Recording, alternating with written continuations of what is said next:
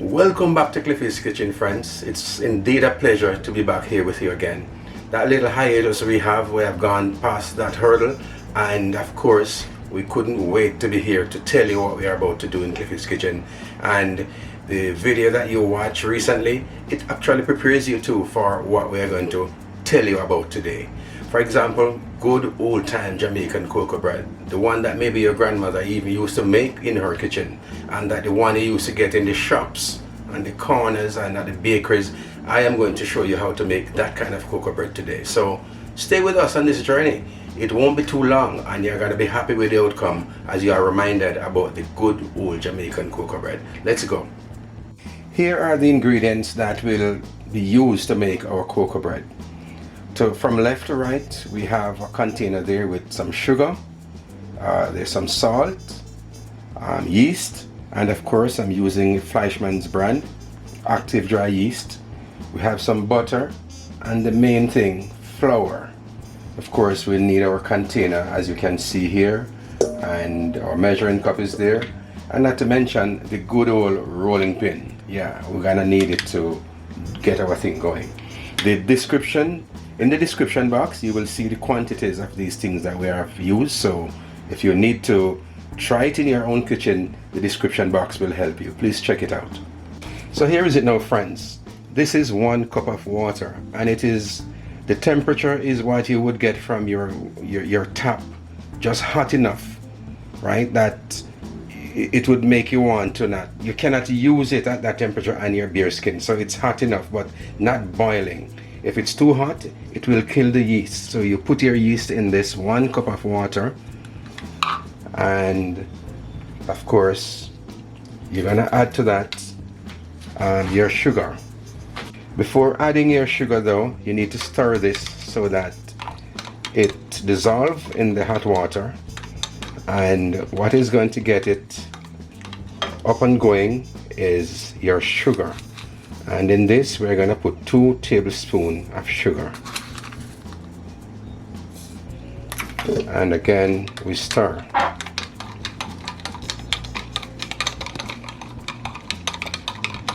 Until the sugar is dissolved. Then you notice this yeast is telling me that it's active because I start seeing little bubbles already. Alright, now that it's mixed out, we're going to leave it there until it actually doubles what look like the amount that is in there. Then we know that this yeast is really, it is going to rise the bread or whatever you use it in, right? This is just a test to make sure that we have the right thing going for our baking.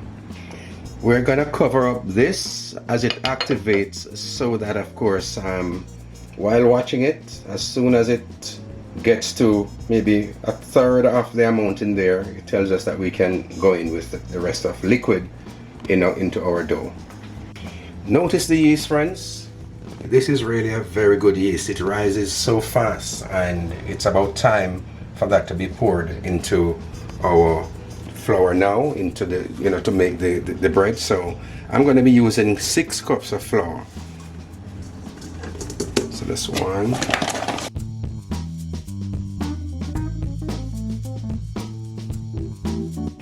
okay, into our 6 cups of flour we're going to put at least 2 tablespoonful of butter, and of course this will make it really easy to handle, and it will add the flavor to our cocoa bread.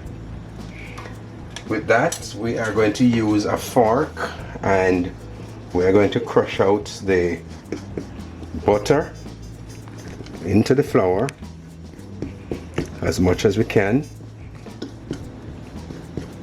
We'll do it like this.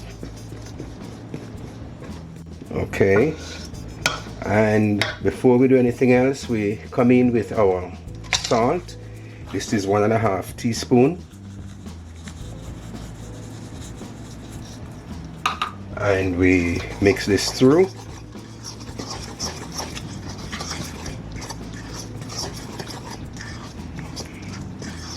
And then before our cup overflows, we are going to come in now with our yeast. Time to start mixing up now.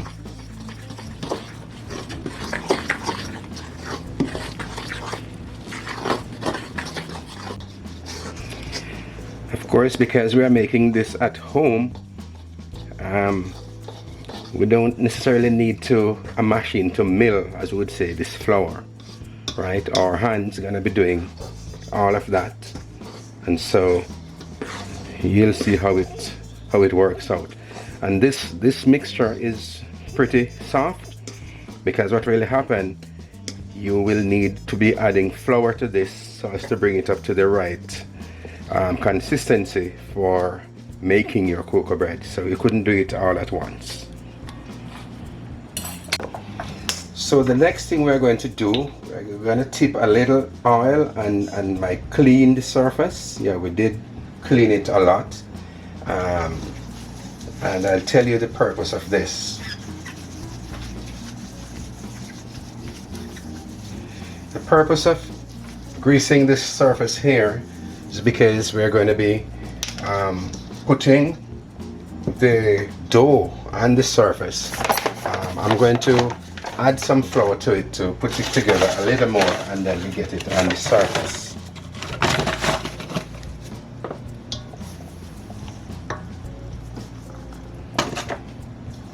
Okay, so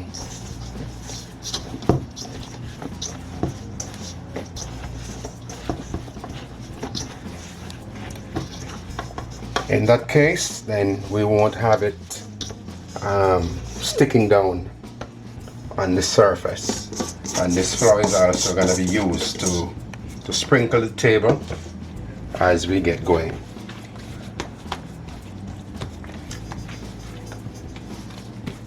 You want your cocoa bread to really have a nice, texture, and so instead of the machine you put it in there to mill it, our hands gonna be doing that, and that is why you need your clean surface and you need your flour from time to time to add so as to get it together. This process is, you call it kneading the flour.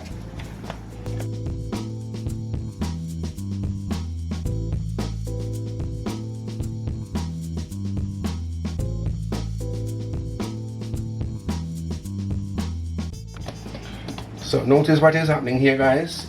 Next time you eat a cocoa bread, especially the one that is homemade, just remember that a lot of work going to it. A lot of work so as to make it perfect. We take pleasure in doing it the right way, but just for you to appreciate it. Okay guys, so I've been kneading this dough at least about 8 minutes now. Notice how it looks nice and smooth. The purpose of kneading it is to really get that nice consistency, that nice texture when you eat it. You want to get out all the air pockets as much as possible. As we said, the kneading substitute for the machine, so you got to do it properly. Next, we are going to grease this pan so we can put back this dough in it and allow it to rise for a period of time, which we will tell you about. So I'm going to tip some oil in my pan. Oh, that's a lot, but that's all right. We grease this well, and then we rest back the dough in it. Never mind how it looks in there. This is the same dough that came out of it, so it's not a dirty pan.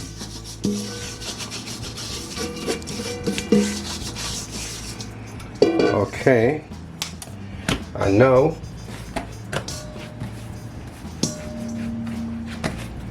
we're going to rest this back in here, and we're going to cover it up. We are going to watch the speed at which it rises, so we won't put an exact time on it, but I would say maybe about 10 to 15 minutes, maybe 20. Let's see how it works, okay? And we'll take a break for now until it's ready to be cut into pieces to make our nice cocoa bread. So friends, for the last half an hour, our dough been here rising, doing what it's supposed to do, the yeast been doing what it's supposed to do to the dough. I notice it has risen at least twice the size. That means it is ready to be made into cocoa bread now. So you notice we had greased the pan. That was so that it turns out this dough properly without sticking on. Let us see if that works. But before we turn it out, we're gonna dust some flour on our surface so as to make for easy movements when we pour this out, when we turn it out. Well, before we turn it out, I should tell you the usual practice is to punch the dough to let out excess air that causes it to rise like this. So you do like this. You hear that? Alright, and then you turn him out like this. Notice, comes out clean and pretty. Alright, so the next thing now is we want to roll this together so as to cut them into pieces to make the cocoa bread. And in so doing, we're also going to need a little more flour on the table too. So okay, feels good.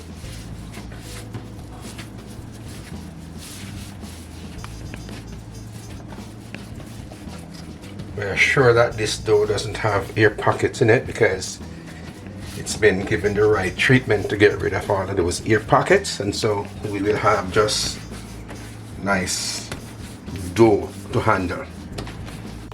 Okay, so here we get into doing some cutting up of the dough, and we're doing them into pieces that can make you a nice reasonable size cocoa bread.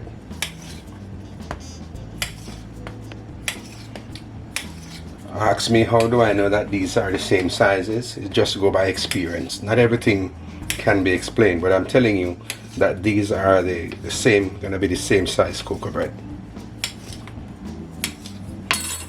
Okay, so now I'm going to tip a little oil in my baking pan to grease it. The reason why I'm doing this, I am out of grease paper for right now. If I had the grease paper, I would just lay it in the pan without having to grease it, but we make good with what we have. So I'll use the grease, which is the cooking oil. You can use butter if you want also. Doesn't matter as long as the pan is properly greased so that you don't have your product sticking to the bottom of the container. So it's time to really roll out these into the size that we want to make our cocoa bread. It goes like this.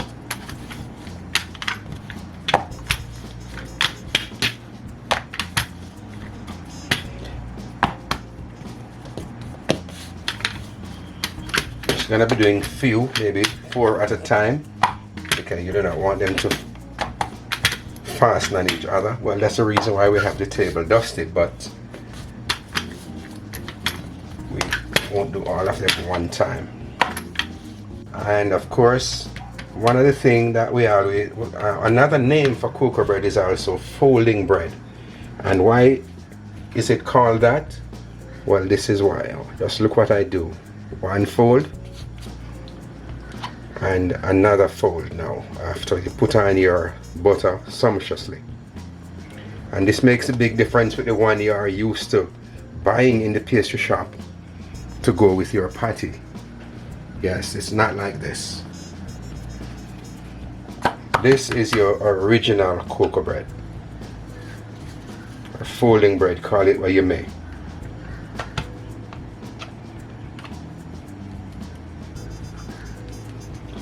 You eat this with a lot of things. You can have it with your steamed veg, you can have it with saltfish, it's great with saltfish. You can have it with cheese. Just warm up your cocoa bread. Don't let it get tough if you use a microwave, maybe, or if you use your toaster oven, better deal. With your cheese in it, wow, great meal.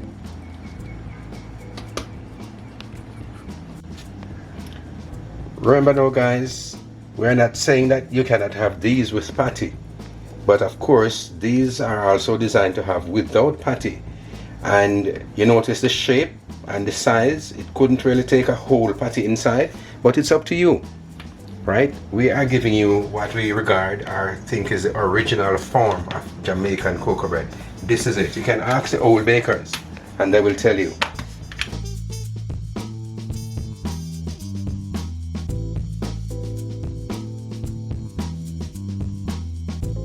Well, it's time now for us to put these in the oven. Okay, now that oven was turned on to be heated up for a little while.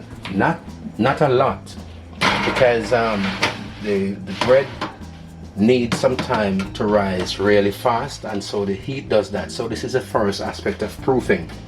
That is giving it enough time to rise. After about 8 or 10 minutes, it will be now time to turn on the heat to 350 Fahrenheit to keep them going baking, and we will take you through the process when next we come to do that.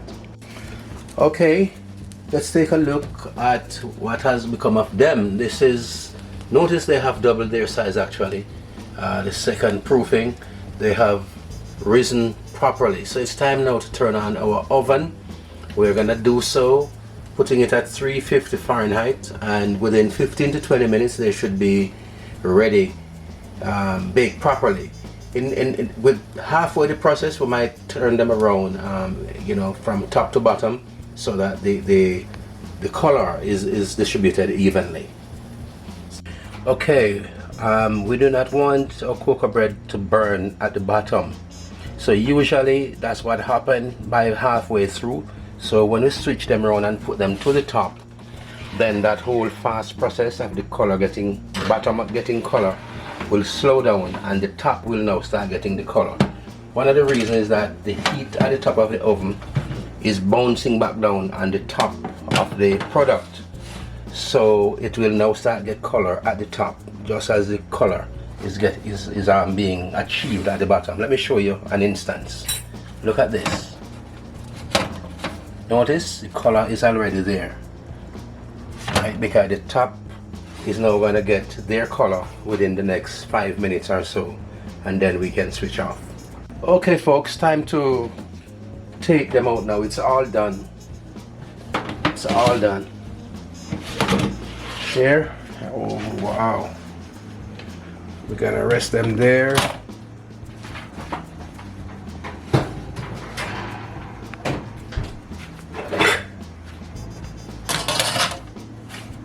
Without further ado, we are going to glaze them, give them that nice bright look. How do we do so? With some butter. So we're gonna make your cocoa bread really yummy. You know, it's already having a lot inside, but now you want them to look like something well done. And from first sight of pushing on this butter, you can see the beauty coming through. And you need to be here to smell them. Wow, I think it's a whole bakery. It smells good. Yeah, you notice when you're passing by a bakery, baking up several stuff, you just want to stop and get something hot. Well, that's exactly what's happening here. Smell really good.